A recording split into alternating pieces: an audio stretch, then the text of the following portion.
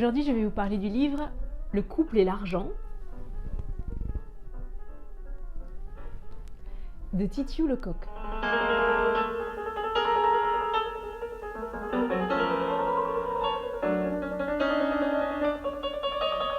Vous connaissez peut-être déjà Titiou Lecoq, qui est journaliste, blogueuse, essayiste, féministe.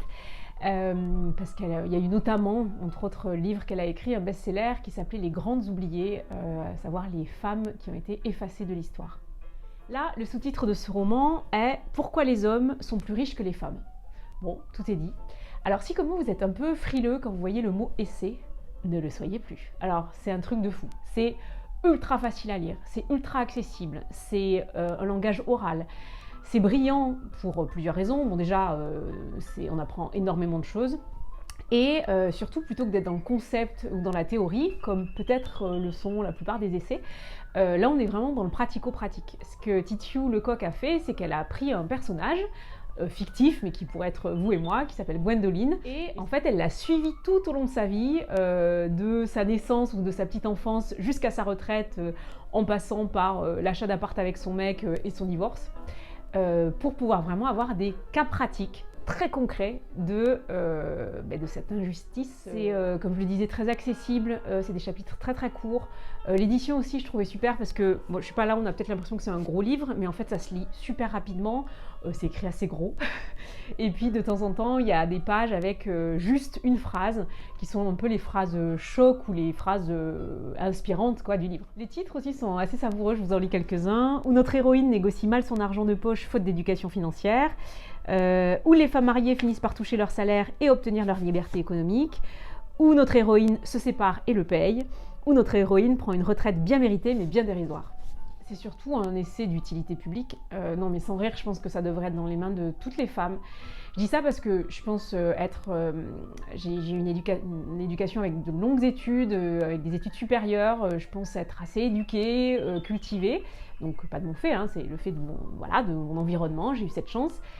Mais j'apprends énormément de trucs, c'est-à-dire que c'est fou, le manque d'informations peut-être, et des fois c'est inconscient, c'est-à-dire que c'est vraiment lié à la fois notre histoire, à l'histoire de nos mères, de nos grands-mères, qui fait qu'il y a des choses qu'on ignore complètement et que Titiou Lecoq essaie de contrebalancer quoi. Son mantra c'est vraiment savoir, savoir, savoir, savoir.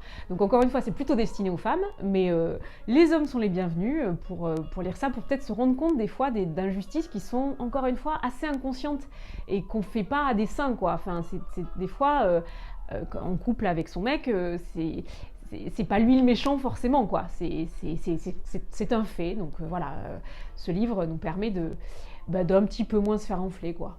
L'autre truc que je trouve assez top, c'est qu'à la fin, il y a vraiment comme une espèce de petit guide très pratique, avec les conseils les plus importants, enfin ce qu'il faut retenir vraiment, avec des sources, des sites, des applis qui permettent encore une fois de gérer au mieux son argent.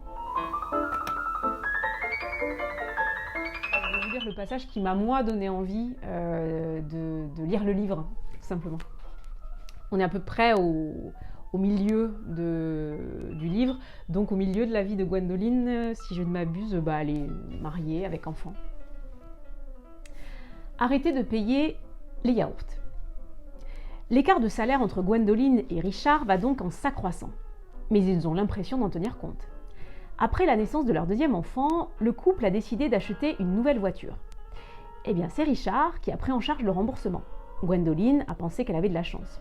Sans lui, elle n'aurait sans doute pas pu se l'offrir.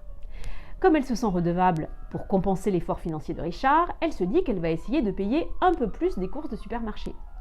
Gwendoline est en train de commettre une erreur fondamentale dont elle n'a absolument pas conscience. Dans un couple, on trouve logique que ce soit le plus gros revenu qui rembourse le plus gros crédit. En réalité, cela va creuser plus profondément les inégalités entre les deux partenaires au lieu de les atténuer. Primo, en s'occupant des dépenses les plus visibles et valorisées, Richard en tire un pouvoir, même inconscient. Or, une voiture, c'est un achat plus valorisé et visible que des courses alimentaires. Mais surtout, imaginons que Richard et Gwendoline se séparent. Que va-t-il se passer ? Il a payé la voiture, il va repartir avec, logique. Et elle va se retrouver avec ses pots de yaourt vides. L'argent des hommes sert souvent à se constituer du patrimoine, alors que celui des femmes est invisibilisé parce qu'il passe dans des dépenses du quotidien, comme les courses. L'économiste Delphine Roy en a fait une analyse implacable, en démontant au passage l'idée reçue selon laquelle le salaire des femmes serait un salaire d'appoint. Pour plus de clarté, elle a choisi de s'intéresser à la configuration où l'homme gagne plus que la femme, où il n'y a pas de conjoint et où l'homme donne de l'argent à sa compagne pour les dépenses familiales. Il en ressort que cet homme se contente de compléter. Il est le salaire d'appoint. En gros, la femme utilise l'intégralité de son salaire pour la maison et les enfants, et son compagnon lui donne ce qui manque.